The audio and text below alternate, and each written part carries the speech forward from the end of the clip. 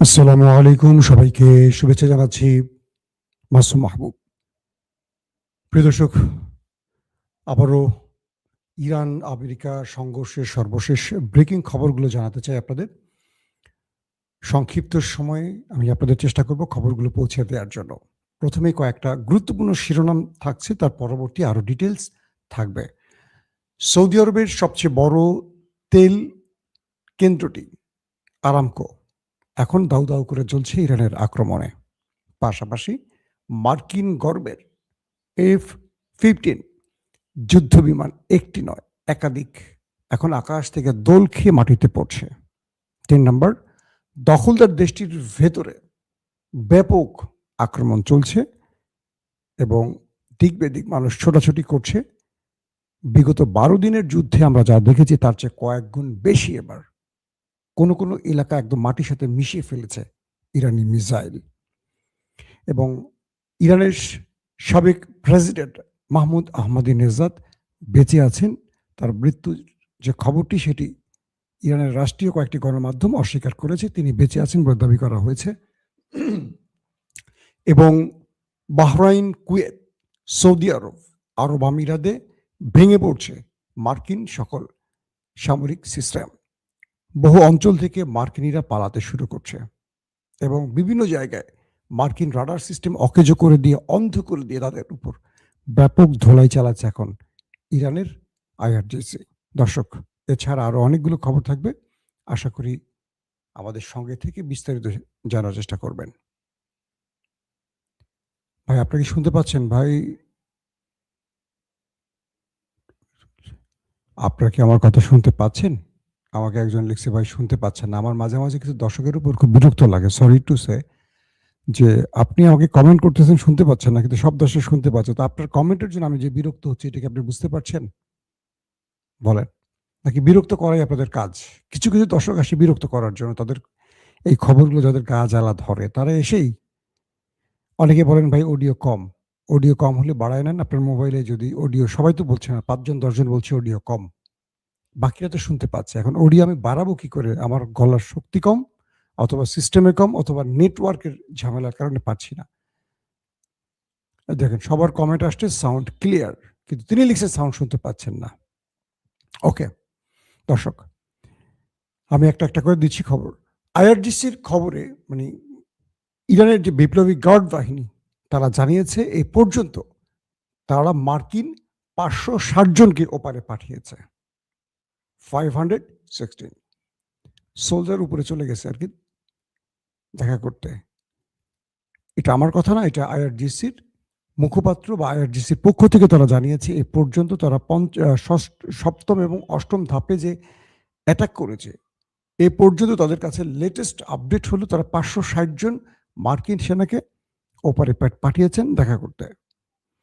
দ্বিতীয় গুরুত্বপূর্ণ খবর, যে আমি খুব ডিটেল আলোচনা যাব না, শুধু কয়েকটা খবর টাচ করবো আর গুরুত্বপূর্ণ কয়েকটাকে আলোচনায় নেব। সবচেয়ে বেশি এখন ধোলাইটা হচ্ছে আরব কান্ট্রিতে, মার্কিন ঘাঁটিতে। বলা হচ্ছে কয়েকটি জায়গা থেকে মার্কিন সেনারা ইতিমধ্যে পালাতে শুরু করেছে। তারা ঘাঁটিতে অবস্থান না করে ঘাঁটিতে যন্ত্রপাতি ফেলে তারা চলে গেছে বিভিন্ন হোটেলে, আন্ডারগ্রাউন্ডে। আবার সেখানেও ইরান খোঁজ নিয়ে ধোলাই চালাচ্ছে। যারা অভিজাত হোটেলগুলোতে আশ্রয় নিয়েছে, সেই হোটেলগুলোতে আবার মিসাইল, ড্রোন অ্যাটাক চালাচ্ছে ইরান। পাগল করে ফেলছে তাদেরকে। ইরান মার খাচ্ছে না, তারা ইরান খাচ্ছে, কিন্তু ইরান এখন পুরোপুরি পাগল হয়ে গেছে। ইরানের পাগল হওয়ার কারণটা আমি আপনাদের বলবো।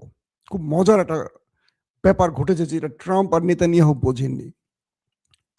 ধারাবাহিক দিয়ে নেই, পাগল হওয়ার ঘটনাটা বলবো আপনাদের। এক, কুয়েত এবং বাহরাইনে মার্কিন ঘাঁটির কার্যক্রম বন্ধ হয়ে গেছে, কারণ বাহরাইন এবং কুয়েতে এত ম্যাসিভ আকারে ইরান অ্যাটাক করেছে, তাদের ঘাঁটিগুলো মোটামুটি লন্ডভন্ড করে ফেলেছে, কিচ্ছু অবশিষ্ট নাই, শুধু সব পুরে ছাই হয়ে গেছে। আইআরজিসি বলছে এখানে প্রচুর সেনা নাই হয়ে গেছে তাদের, এবং পুরোপুরি কার্যক্রম বন্ধ করে এখান থেকে সরে গেছে মার্কিন সেনারা। এটা হলো কুয়েত এবং বাহরাইনে। এবং তারা বলছে শত শত সেনা নিহত হয়েছে। কারা বলছে? ইরানের বিপ্লবী গার্ড বাহিনী। এবং তারা বলছে যে ওই অভিযানটি যে আজকে চলছে, এটা সপ্তম এবং অষ্টম ধাপের কথা বলছে। কয়েকটা ফেজে আক্রমণ হয়। এখন চলছে ইরানের সপ্তম এবং অষ্টম ধাপ। এই অষ্টম ধাপ পর্যন্ত তারা 560 জনকেও পাঠিয়েছে, এটা বলছে। পাশাপাশি তারা বলছে ইউএস এবং ইসরায়েলের ব্যাপক ড্রোন অ্যাটাক করেছে, এবং আজকে যে ড্রোনগুলো অ্যাটাক করছে এগুলো একটু আকারে বড়, শক্তিশালী, এবং এগুলো একটু বড় বিস্ফোরক বহন করতে পারছে। আইআরজিসি বলছে ইউএস এবং ওই দেশটির মধ্যে, ইউএস এবং তার ওস্তাদের দেশের মধ্যে ব্যাপক ড্রোন এবং মিসাইল অ্যাটাক করা হয়েছে আজকে। এতে করে এই অ্যাটাকের ফলে দুই দেশের, মানে আমেরিকার তো ভেতরে না, আমেরিকা হলো যেগুলো আরব কান্ট্রি বা 27টি তার যে ঘাঁটি, সেই ঘাঁটি, আর ওইখানে ওদের দেশের মধ্যে তেল আবিবের ভেতরে, হাইফার ভেতরে সহ আরো অনেকগুলো শহরে ম্যাসিভ আকারে আক্রমণ এখন চলছে, অব্যাহত আক্রমণ চলছে। এবং এখন পর্যন্ত এইবারের ক্ষেত্রে ইরানকে দেখছি যে ইরান কথা বলছে কম। এতদিন ইরান কথা বলতো, এবার ইরান কথা বলছে না, শুধু মেরে যাচ্ছে, চুপচাপ করে মেরে যাচ্ছে, প্রচার করছে না আমরা এটা করছি ওটা করছি, খুব কম বলছে। বাট আইআরজিসির পক্ষ থেকে কিছু কিছু শুধু ব্রিফ করা হচ্ছে, আপডেট ব্রিফ করা হচ্ছে, যে কারণে আমরা বুঝতে পারছি না, নতুবা এবার আমরা তথ্য সেভাবে পাচ্ছি না যে ইরান কি পরিমাণ ক্ষতি করছে। কারণ ইসরায়েল, আমেরিকা তাদের এই ক্ষতিটা গোপন করে, কারণ তাদের নেতা নাই তো, তাদের মাথা এখন এলোমেলো হয়ে গেছে। আইআরজিসির পক্ষ থেকে বলা হয়েছে পারস্য উপসাগরে ও হরমুজ প্রণালীতে তারাও সেখানে ব্যাপক অ্যাটাক করেছে। এতে প্রায় 3 থেকে 5টি তেলবাহী জাহাজ পুরে ডুবে গেছে পানিতে। আর এই 3 থেকে 5টি জাহাজের কথা বলছি, এগুলো ছিল মার্কিন এবং ব্রিটিশ তেলবাহী জাহাজ। হরমুজ প্রণালীতে এ তো বন্ধ করে দিয়েছে, আপনারা জানেন। এখানে শত্রুদের কোনো বন্ধুকে পেলেও মাইট দেওয়া শুরু করছে। ধরেন আমেরিকার জাহাজ পাচ্ছে তো মারতেছে, তো ঠিক আছে, ব্রিটিশরা পাচ্ছে মারতেছে। যদি আমেরিকা, ইসরায়েল, ব্রিটিশ বা সৌদি আরবের কোনো বন্ধুকেও পাচ্ছে, ধরে কান ধরে ঠাস ঠাস করে এটা মাইট দিচ্ছে, এরকম আর কি। ইরান কাউকে ছাড় দিচ্ছে না, এখন যাকে পাচ্ছে তাকে মাইট দিচ্ছে, যারা ওই শত্রুর বন্ধু তাদেরকেও মাইট দিচ্ছে। ইতিমধ্যে সাইপ্রাসে ব্রিটিশ ঘাঁটিতেও ড্রোন এবং মিসাইল অ্যাটাক করেছে ইরান, বুঝতে পারছেন, সাইপ্রাসে ব্রিটিশ ঘাঁটিকেও। এবং জার্মান বলছে যে আমরা আমেরিকাকে এই যুদ্ধে সাহায্য করতে চাই, প্রয়োজনে সেনা পাঠাবো, অথবা এই যুদ্ধে জার্মান সরাসরি যুক্ত হবে। আহা হা, সব শালারা মানে একজোট হয়ে গেছে। বিশ্বযুদ্ধে কারা কাদের বিরুদ্ধে লড়াই করছে মনে আছে? এই জার্মান ছিল, মানে এই জার্মানের পক্ষে ছিল তুরস্ক, আর সেভাবে তুরস্কর ওসমানী সালতানাতের ধ্বংস হয়। আর আজকে জার্মান কাদের বন্ধু? সেই ব্রিটিশ, সেই আমেরিকানদের বন্ধু, যাদের বিরুদ্ধে দ্বিতীয় বিশ্বযুদ্ধে তারা যুদ্ধ করেছিল। এটাই হলো ইতিহাস। এরপরে বলা হচ্ছে যে কুয়েতের আবু আল সালিম যে নৌঘাটি, মার্কিন যে অনেক বৃহৎ একটা নৌঘাটি কুয়েতে অবস্থিত আবু আল সালিম, এই নৌঘাটিটাকেও মোটামুটি শেষ করে ফেলছে, পুরে ছাই হয়ে গেছে। এখানে ম্যাসিভ আকারে অ্যাটাক করেছে ইরান। এবং বলা হয়েছে যে আরেকটি নৌঘাটি আছে, সেটি হলো মোহাম্মদ আল আহমদ নৌঘাটি, এটিকেও মোটামুটি অর্ধেক বা তারও বেশি ধ্বংস করে ফেলেছে ইরানের অ্যাটাকে। বাহরাইনের রাজধানী মানামায় মার্কিন যে সবচেয়ে বড় নৌঘাটি, এখানেও প্রায় 4টি বৃহৎ ড্রোনের অ্যাটাক হয়েছে নতুন করে, এবং এগুলো মোটামুটি অকেজো বা অচল করে ফেলেছে ইরান। মানে মার্কিন ঘাঁটিগুলো সংস্কার করে ফিরে আসতে বহু সময় লাগবে, মোটামুটি অচল করে ফেলেছে। আর আজকের সবচেয়ে বড় যে খবর, আমি যাবো তার আগে আরো কয়েকটা খবর দিই। কুয়েতে একাধিক মার্কিন যুদ্ধ বিমান ভূপাতিত হয়েছে, একটি নয়, একাধিক, এবং বেশ কজন পাইলট পাকড়াও করা হয়েছে। তারা যখন মাটিতে পড়েছে প্যারাশুটে বা কোনোভাবে, এদেরকে কুয়েতিরা ধরে আগে উত্তম মাধ্যম দিয়েছে।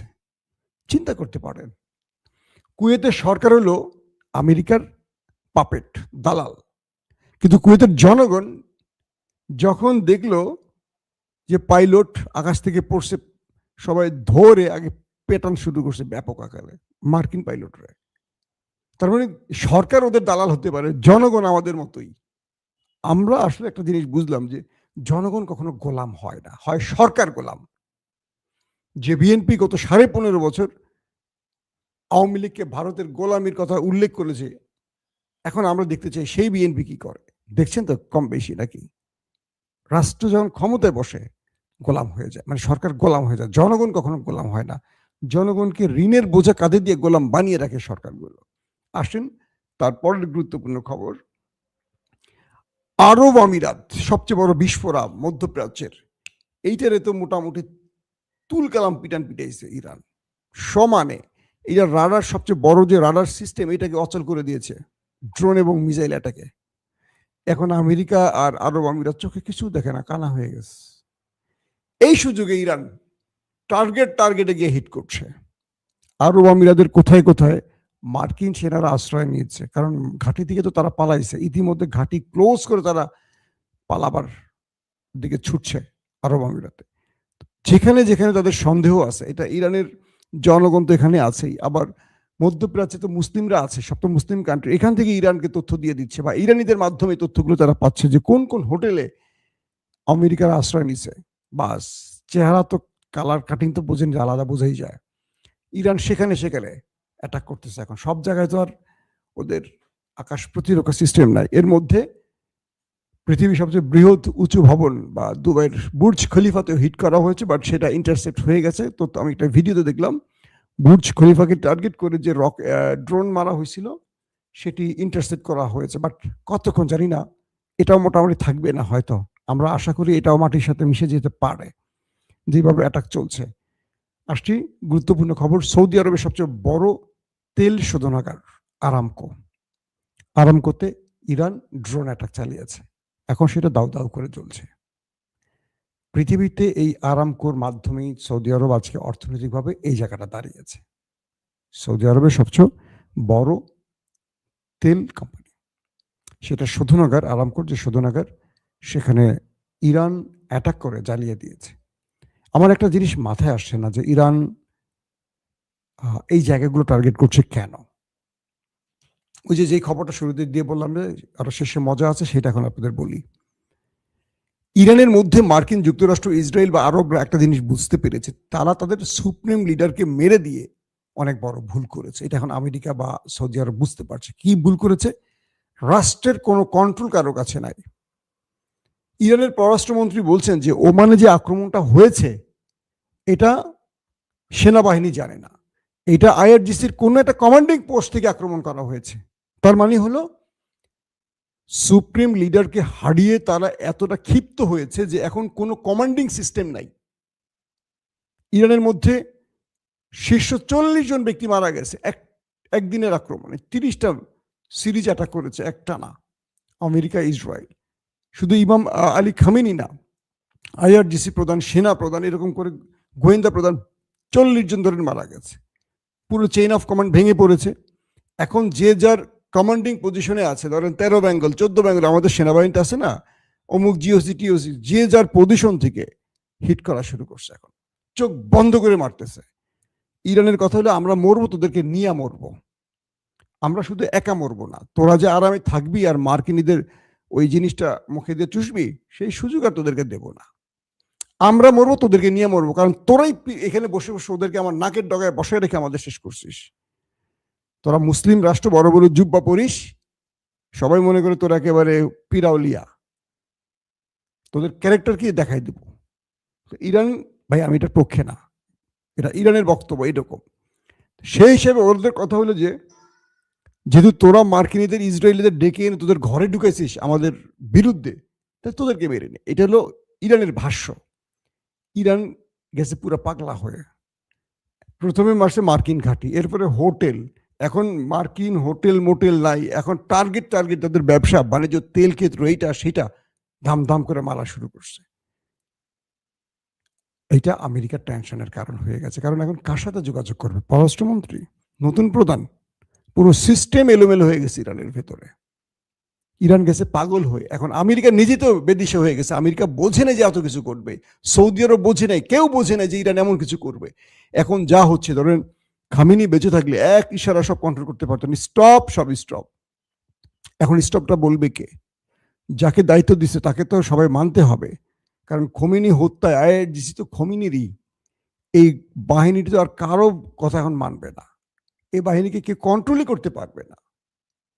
আস্তে আস্তে হয়তোবা ধারাবাহিকতায় আসবে, কিন্তু এখন যে যার মতো করে তার রাগ ক্ষোভ মেটাচ্ছে। সৌদি আরব বলি, কাতার বলি, আরব আমিরাত বলি, আরব বিশ্বকে এখন তামা করে ফেলতেছে ইরান। এটা ওদের বিশ্বাসঘাতকতার ফল।